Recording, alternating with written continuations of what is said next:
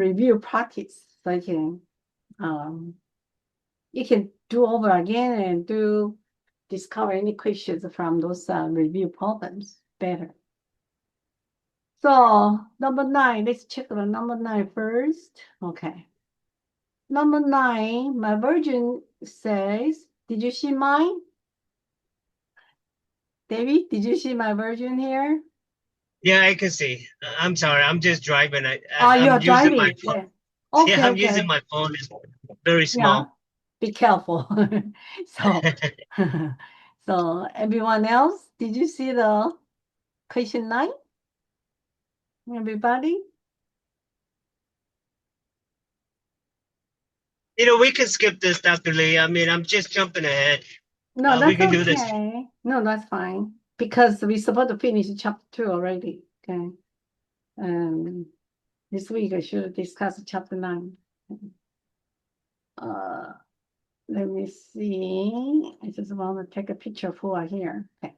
All right. So let's see. Chapter 9 is talking about Anna buys a bag of the cookies that contains 7 chocolate chip cookies, 8 peanut butter cookies, and 7 sugar cookies, and 9 oatmeal cookies.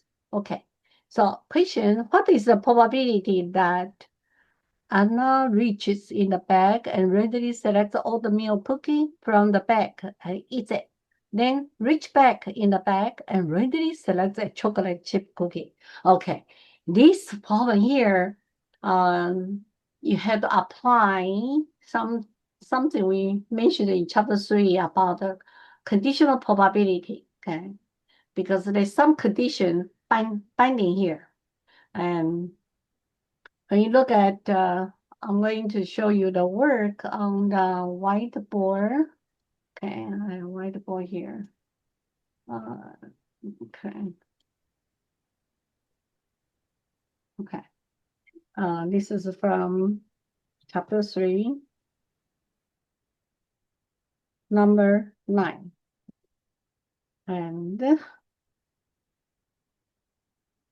first, we have the 8 total. How many cookie we have here? Okay. When we're looking for the probability, always think of what's the total of the elements involved in that study. Okay. Always. So I will find out what's the total cookie here. Okay. So total cookie, I just ate up, right? 7 plus 8 plus 7, then plus 9, and 8 up. We only have 4 kinds, right? 1, 2, 3, 4. Yeah. So I should have 15 first and plus 16 cookies. Total is 31 cookies. And 31. So I will keep that one ready. Then look at the question. We are looking for the probability. When she reach in the bag and readily, without seeing, right? Readily pick up one. And must be the oatmeal cookie. So we are looking for the oatmeal cookies. So we have to see total how many oatmeal available. And problem said we have 9. So you will do 9 divided by 31. That will be the probability pick up, right? If you want one oatmeal cookie. So it's 9 out of 31. I can get one oatmeal cookie. Okay. Then eat it. Okay. Eat. Then reach back in the bag and randomly select a chocolate chip cookie. So chocolate cookie, we have to see how many chocolate are available. And problem says 7, so we put the 7 on the numerator and divide it by total. Now, you have to be careful because it's no longer total is in 31, right? Because Anna ate 1 cookie, that's oatmeal. And that oatmeal cookie did not return back to the bag. So the total number of the cookies in the bag become 30 only, not 31. Okay. So that's, you have to subtract 1 there. Okay. Then work out this and give your answer as a function. Okay. or accurate to at least 4 decimal places. So depend on you like to do fraction or you like to just use a calculator to get down. And if you use a calculator, you have to be careful, right? First, you may put a parenthesis and the 9 divided by 31 and close parenthesis. Then you multiply parenthesis. Then 7 divided by 30 and close parenthesis. Okay, so calculator will do inside the parenthesis first, dividing, find the probability for each one, then multiply out. And why we multiply out? Because we apply the property we call multiplication rule. Because when the action, you need to do some event, then another event, and the event, right? And you always multiply. Okay, that's the multiplication rule. And you can go back to the book there to read that two basic rule. One is the addition rule. The other one is this one, multiplication. When the action is the end, the meaning is done this one, then you need to do another one together. That's when you always multiply. But if the problem say, I want to eat this cookie or another cookie, okay? Or if they put the or, you don't do multiplication, you do addition, okay? So we have these two important things you have to remember. Important keywords, okay? So I use my calculator, it shows me 0.06774. I will get up to the 5 because the problem say they accept at least the 4 decimal places. So I have 1, 2, 3, 4, 5. Then I think now I can round this one to 4 as 0.0677. Okay, so now I'm going to share what I did for on the whiteboard because you don't get to see what I was doing, right? So let me go to share and share my whiteboard that I just typed there.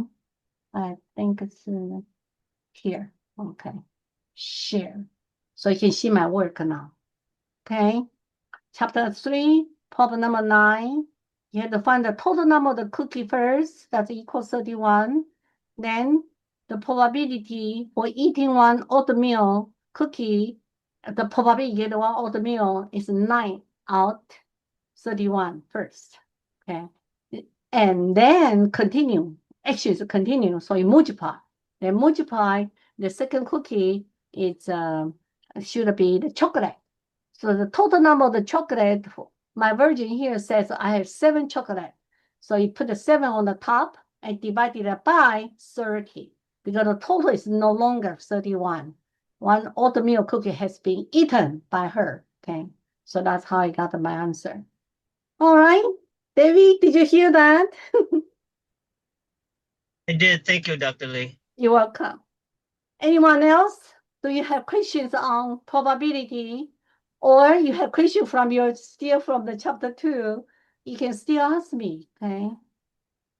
Actually, any question up to today, our schedule covered. And it's fine. Any question you have from the Math 96, also from the statistic, right? You can always ask me, okay? And if no one posts any question here or want to share the question with us here, what I will do, I just need maybe I will go over the addition rule and the conditional probability. And that's something usually people make a mistake. So let me know if you like to go over your questions, let me know. Or you like me to cover the new materials, right? The contents for this week, which is important to know about.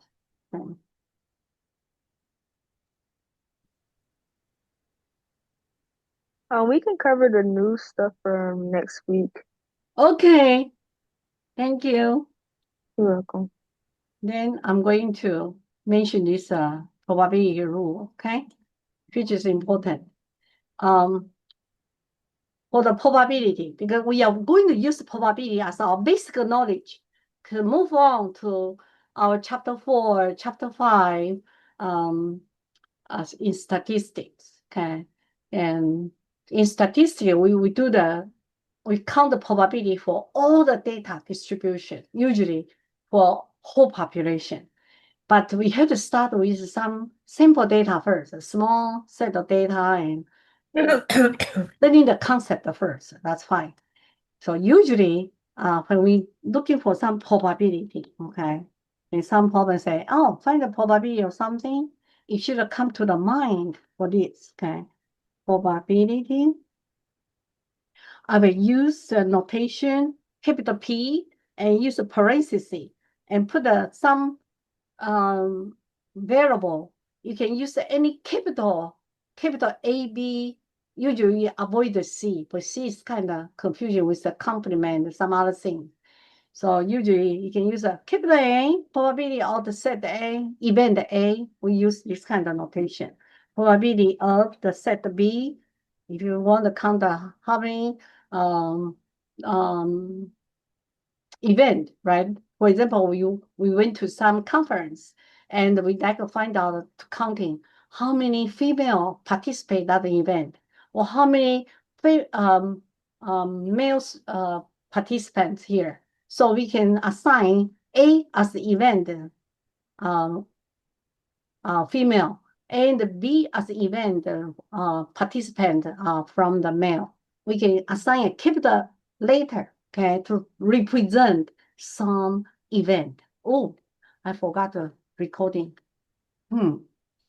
Rod today didn't remind me, so I think I didn't record. You're already recording, Professor. Oh, recorded? Oh, thank Yes, you. ma'am. Okay. I was I don't want to wait to the end and nothing there, right? Thank you.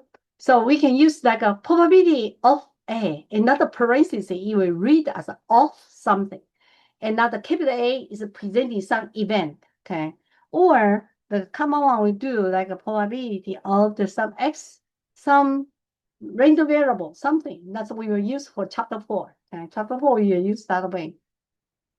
But most of in chapter 3, we kind of use A or B, or probability of the event E, or probability of the event F. This is something we use more in common here. And these letters must be capital. Remember that, okay? And how can I find the probability? Basic rule is like this, okay? For example, I try to find the probability of some event A. Then I will find out what's the outcome, okay? What's the number of the outcome from happening some event A, from event A. For example, I made the example, I went to some mathematical conference, then I saw, oh, this mix of the, of course, there's female and male participants there. So I try to count.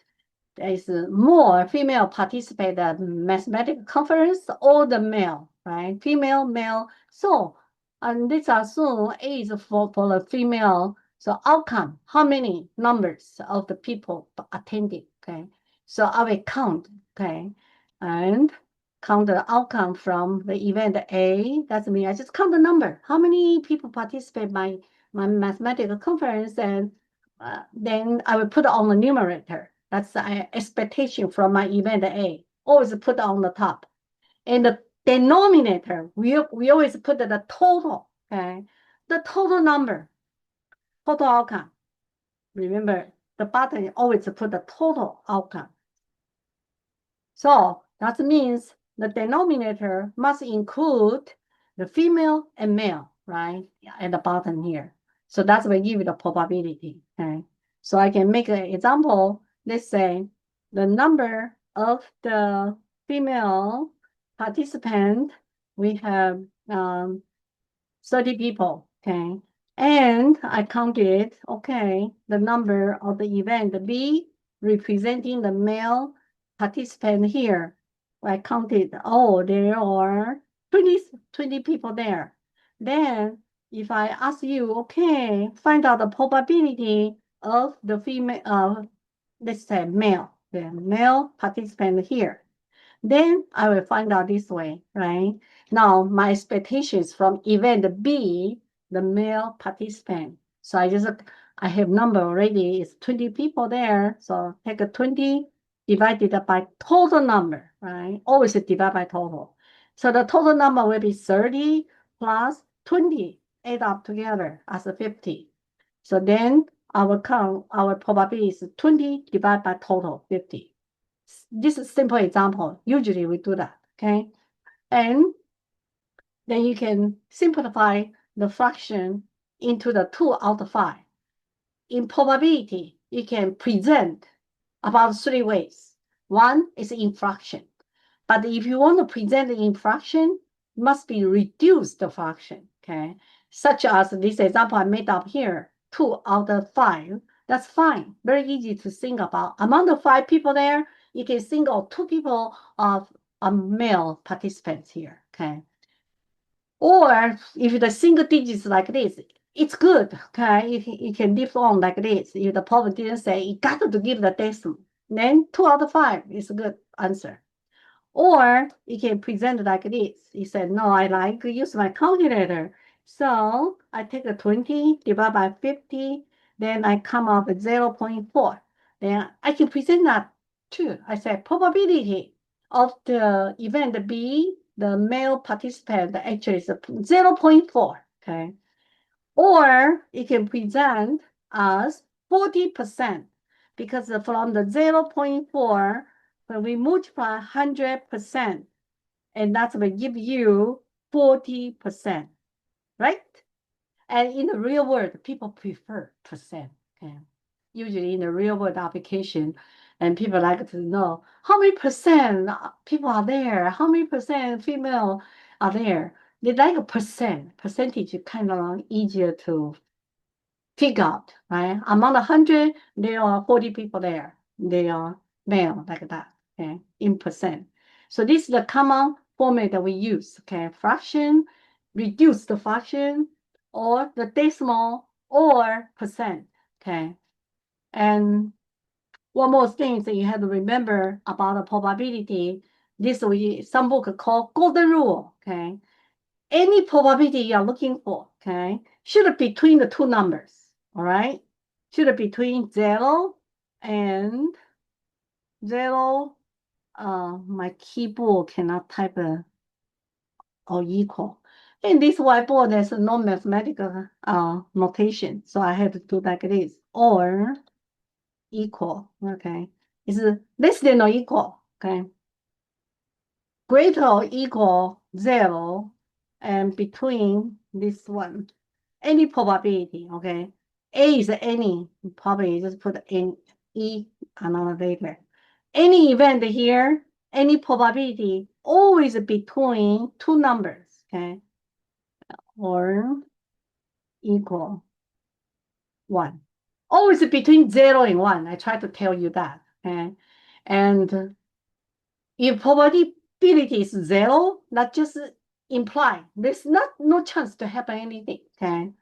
But if someone say, oh, I found the probability is 1, that means 100% will happen. Surely it will happen, okay, for sure.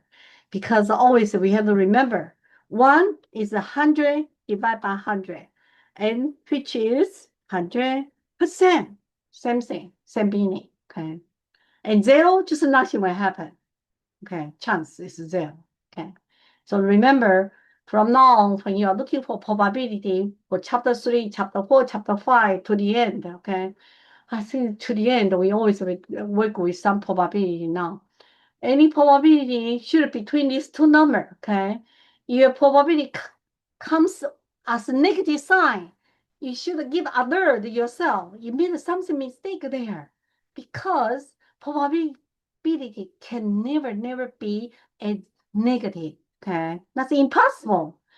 We are counting something will happen, and nothing will happen. It's only 0, when not 1, okay? So 0 probability is the smallest one you could have only.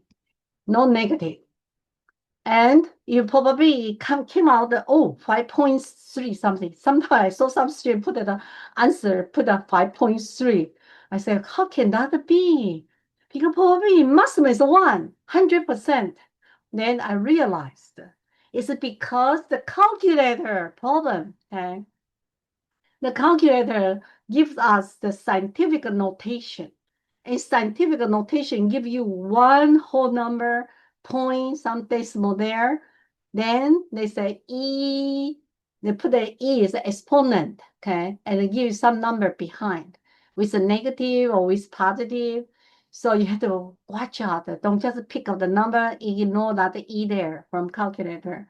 I can give the example here because this is a common mistake that happened before. Okay, so let's see. This is a common mistake. For example, let's give an example here. Let me make something. For example, 23 divided by 99. This is not 2. No, not good. Let me make another example. 2 divided by bigger number. Okay. You're too small. Let me make 1 divided by 9999. Okay, one more 9. Okay. All right, this will be the one example. So for example, 1 divided by 99999. Okay, I use 1, 2, 3, 4, 5, 6. One more. Okay. I try to make a scientific notation. The answer will come out scientific notation. So when we go to the next chapter 4, okay, module 4, you will deal with this. Okay, when we have counting the probability to win something, to win the game or to lose the game, and such as you, well, when you go to Las Vegas, play with those machine or something, right? Slot machine, and sometimes you put a lot of coins and just lose all, or maybe you get a $1 and then lose all again because the probability set up to win is so small, such as like this: 1 divided by 99999. That means it need to come so many people after they play so many, and one chance to get some bigger reward there, falling down and all the coins. Okay, so that's the problem. And look at this. I divide like this. So if you have calculator there, you can divide 2. I come out 1.0, right?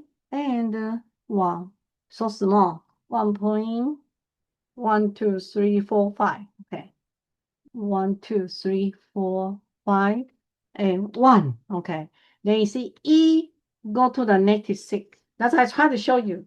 This is showing the scientific notation. Okay. And this means it's a 1.0000, right? 1, 2, 3, 4, 5, and 1 multiply base 10. Okay, you know our numerical system, usually we use a decimal by 10. Okay, so you have to use the base 10 and raise up the power. I will use character key representing power, move up, and -6 power. Okay, that's presenting -6 power. So we cannot ignore behind that 1.00 there. And this is still not too good example, right? But because this one could be example. I'm sorry. This one, the real value is very small. It's 0.123456. And including the 1, right? Including the 1. Actually, it's so small like this. It's this value here. Let's put it together. It's 0.000001. Period 6 decimal. Okay. 1. The original calculator shows 1.0. That's just scientific notation. And this is from the algebra. If you forgot, I put some exercise in the Math 96 there for you to practice scientific notation. You can practice there to get more idea. But remember, scientific notation only show one whole number there, okay, and then point something behind. Then they will multiply, and the calculator shows E, okay, that's just exponent. And for the smaller number, they will show negative power, okay. Oh, actually, this is very small. 1 point. Yeah, but actually very small. Behind it's not significant anymore. But if I want to make it exactly correct from the expression, that the 1 0 0 0 0 5 0 then 1, right? Is behind this here. 1 2 3 4 5 1. Okay, you see, so small here. And important, I want to show you that the -6, you have to bring in 6 decimal, starting the whole number 1 there. So that's why I counted, right? Starting this whole number 1, then 8 1 2 3 4 5 6 decimal. -6 power means you have to bring in 6 decimal. So the value is so small actually, okay? And some people will give me the answer maybe just a 1.0. That's it, okay? But actually it's not. It's 0.000, so many. It didn't. Some people just ignore that the E -6 power or E something. So this one, that's always happen in the exam. And that's why sometimes I got the answer like this, 5.35, because sometimes when you divide and give you 5.35 E, okay, and let's say -4 power like this. Then some people just pick up 5.35 and ignore that -4. You cannot, because this number actually is a 5.35 and multiply 0.1234, 4 decimal, okay? So when you convert to the decimal, actually very small, is 0.000535. It's like this. Starting the whole number 5, you have to count it back there to give the 4 decimal because of -4 power. Okay, and that's the scientific notation. I try to remind everyone when we're working on probability, the common mistake is this: don't ignore your calculator if they came with something something behind. Okay. All right, that's the common mistake happened all the time. And it's because operation in calculator didn't know about. Okay, so let me make it bigger here. All right. Then for the probability, there are some important rule. Okay. Besides that, the golden rule, we need to know the probability is always between 0 and 1. Okay, and could be 1 maximum, could be 0 minimum. That's it. Okay. Then what's the rule we need to know about? This is an important rule. First one, okay, is we call addition rule. Addition rule. And addition rule, usually when we should use this, when the word problem given to you, if the meaning of the question is asking you, find the probability of the event A or event B, right? Then I will use addition, okay? The keyword, important, you have to pay attention to keyword, okay? So that's what help you to get it right. The keyword for the addition rule is or, okay? When you see or, you need to use addition, okay?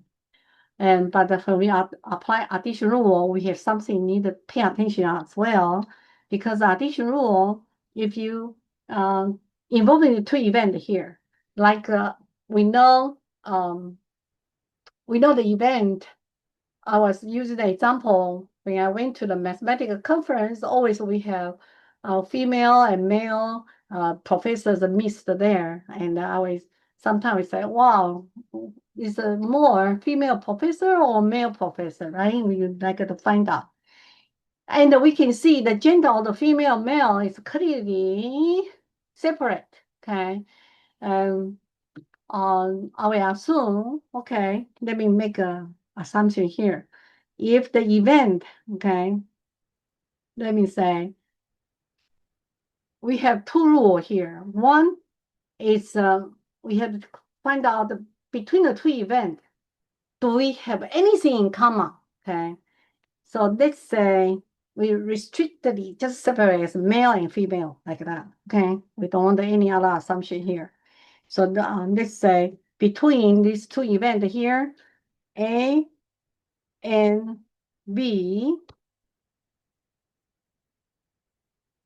we have nothing in common. Okay, then I will just put this symbol here. I cannot type here. Okay, empty set. We call empty set. There's nothing in common. You can present using the braces, right? Braces. And if you use the braces, just nothing inside like that. Because the braces is presenting the set of something, okay? The set of what's the element inside. So this is also from algebra as well.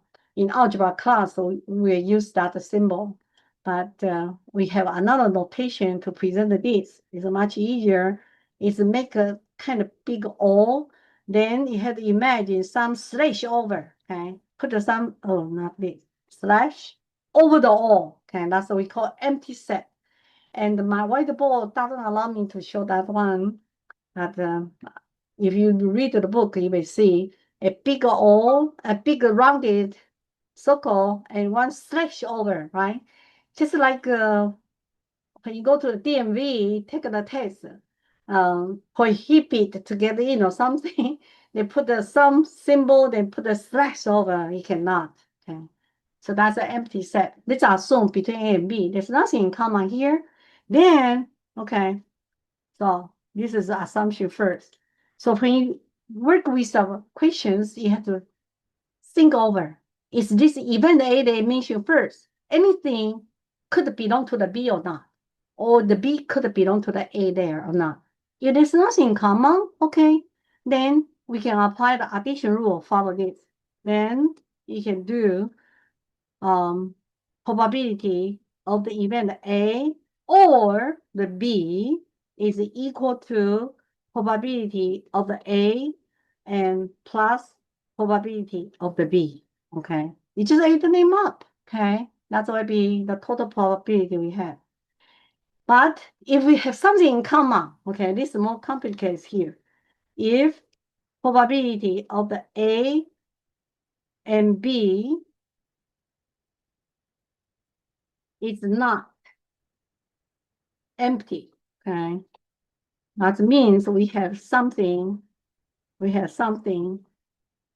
in common, then we need to be careful, okay? When you counting probability, apply the addition rule. A or the B, okay, is equal to probability of the A plus probability of the B, and you must subtract 1 time of the probability of A and B if you have something inside, okay? And why? If you draw the Venn diagram, that will show you why it's there. Because when we're adding two events, the chance will happen A or happen B. When you count all the elements from the A, the chance will happen, plus the chance will happen B. If they have something in common, then we kind of double counted those in common. Okay, so we need to subtract the ones out for those in common here. And maybe I can make some drawing to show you, because in this chapter, it's good that you learn how to draw the Venn diagram. Venn diagram is good for this, okay? Help you to count the outcome what happened here. That's what we call Venn diagram. Venn diagram. And Venn diagram means you need to draw a bigger rectangle first, okay? Well, let's see, can I move this up?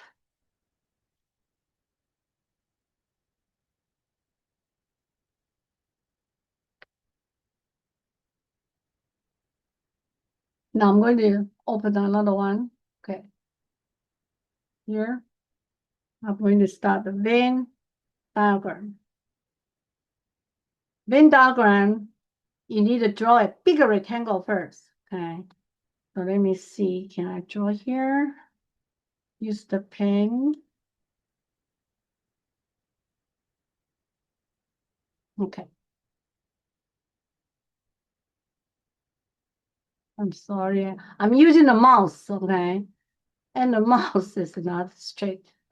So you imagine one bigger rectangle there. A bigger rectangle is including all the possible outcome. And we call this, whatever happened in this set here, we call sample space, okay? So the bigger rectangle is presenting all the outcome. X, we use X here. And X, I think I better type. Very hard to read it, this way, right? Very ugly. Let me erase this. Okay. So let me open another text. Okay. So sample space, we use the capital X representing sample space. That's including all the possible outcome. Okay. So bigger rectangle is for that purpose. So when you draw the bigger rectangle, people will understand, oh, that's presenting all the possible outcome. Then you do this. You draw two, use the example of the event A and B again, okay? Oh, good, they turned a nice circle. So make a two circle here, and one circle, maybe this time I'm going to use a different example, okay? I will assume this way. Let me go back to this one. Okay, let me write down. The first small circle presenting event A, and the bigger one called event B. All right. So in this one, I started here. Doesn't allow me get in sample space. So this time I'm going to use one example. Okay. Let's say event A represent who take the arts. Okay, the student who enroll in the art class, and the event B presenting who registered in biology class. Okay, so A and B kind of stands for that, right? Arts, I use A. Okay, biology B, but we also have students they like to take art biology together in the same semester, right? So let's assume the number of the student who take the arts event A. Okay. Who take the art class, which is, let's assume we have 8 students there, and biology, that means I just make an assumption in our class. Okay. Then the number of who take the biology, some people go into the health field, you always required to take the biology, right? Number of the biology. Let's assume we have that we have 6 people. Okay, 6. Then let me see. And who take arts and biology? We have 3 people. Okay, this is the assumption. And so how can I present it here? Use the Venn diagram. The Venn diagram in the middle, you always start in the middle first, okay? In the middle here, comes small. In the middle here, I will start the intersection first.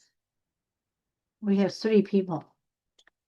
Now the 3, including, is part of the who take the art class. And remember the art class, we have 8 people, right? So you need to take 8 minus 3. We have remaining 5 here.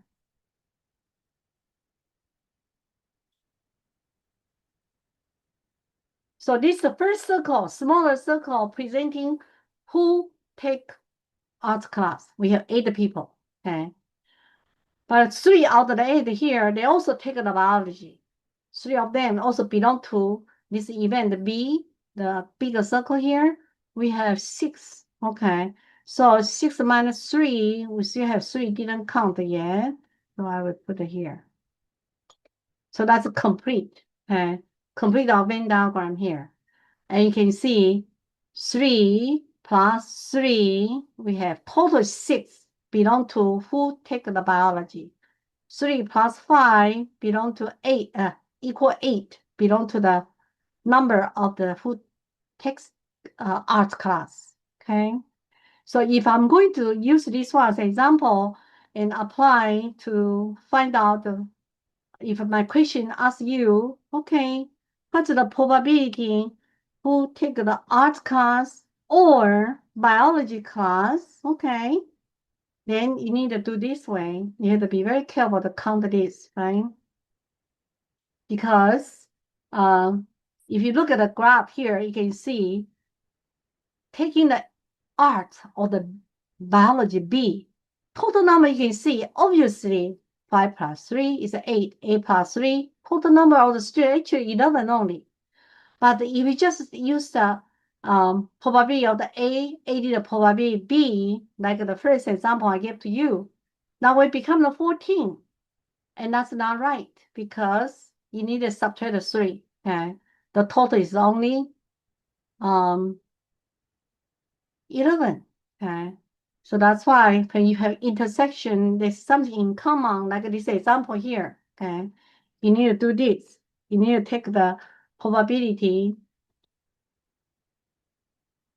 of the A plus probability of the B and subtract. Okay. Subtract the 1 times probability of the A and the B. That's what you need to do. Okay. So that's where it come out. Let's say if we have total student, we have some student in not counted here. Okay, let's assume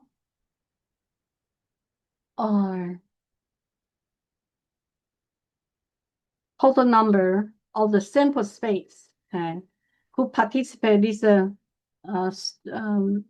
study here, this survey study here.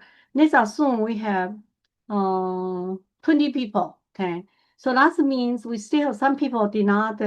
It's not in the circle the A, not in circle the B. It's outside, right? Outside the circle.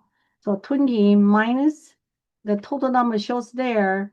11. We still have 19 people did not join the arts or biology. Maybe they take some class else. Okay. So how we count the probability here? Probability of the who take arts is 8 out the total number of the students 20 participate survey and plus probability who take a biology is 6 out of 20. Okay. Now we know you look at the diagram, either in the A or in the B, total is actually only 11, not 8 plus 6, 14, okay?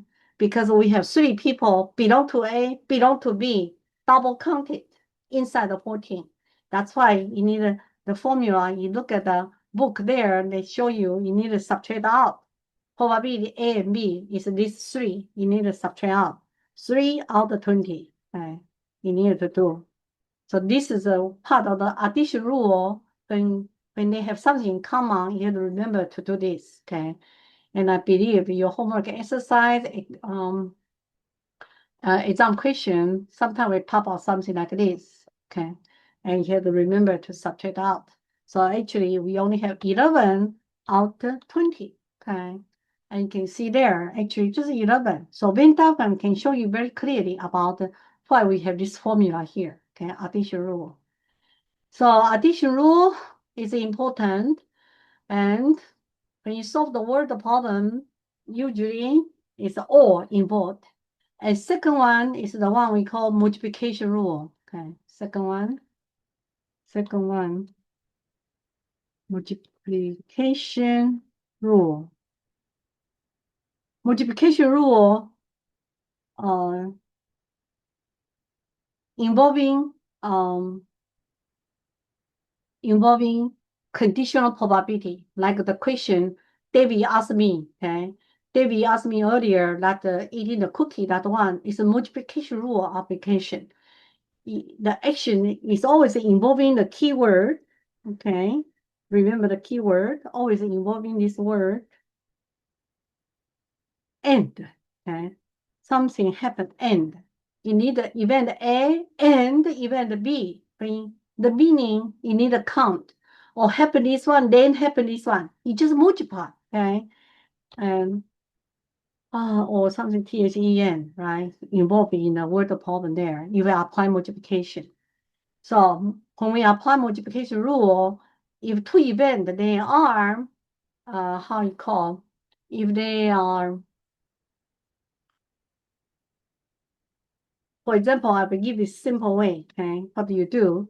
You will take a probability of the A and multiply, just go ahead, multiply probability of the event B, right? Like the example we did that one for the homework, chapter 3, question 9. We select cookie, which is, first one is oatmeal cookie, right? That's one probability, event A. And then I want to have another cookie, right? It's a continuation of the action here. So the second chocolate cookie, that's it counted action together, right? We want to answer is like that. Eating one, then eat pick up another one. So you have to multiply, okay? And that's the multiplication rule we apply here. And when we apply multiplication rule, you just have to be careful. Are they independent or not? Okay. When you apply, just take this time that. Well, assume we have the if. Okay, I put a condition here. If event A,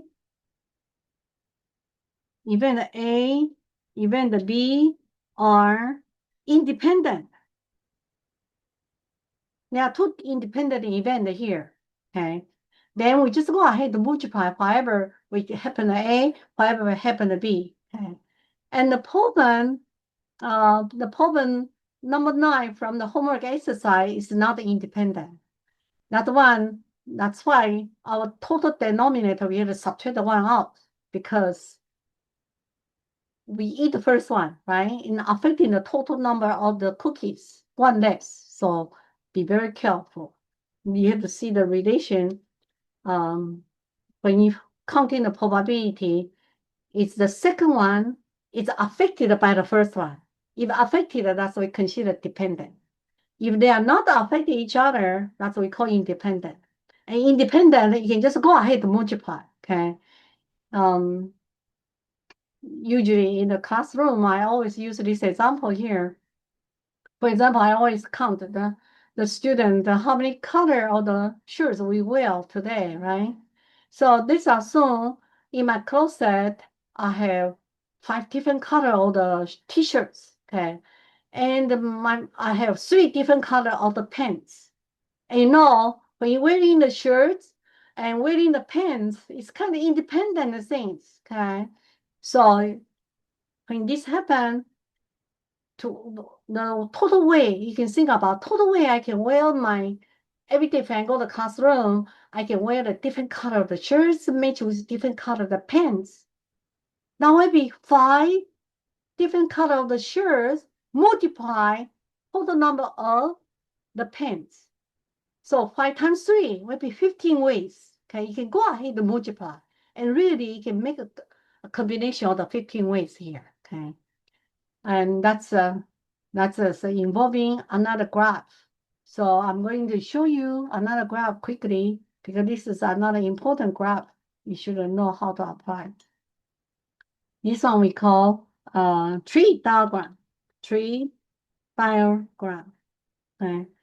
And the tree diagram, just like a tree, you can branch out. Okay. Okay, tree diagram. So how you do the tree diagram? You are starting a point, okay? Let's say I need to grab the pen. Can I do it inside? No, they don't allow me to do inside. Okay, this is starting a point, okay, and branch out, okay, like this. So my example I made up here, I say I have 5 different color of the shirts here.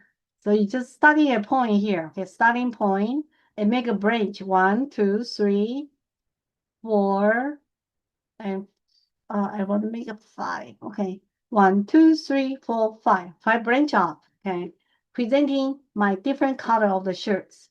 So I have yellow, I have white, I have red, I have blue, I have green. Okay, I just use it later to present it. 1, 2, 3, 4, 5 different color. Now the pens, I have 3 different color of the pens.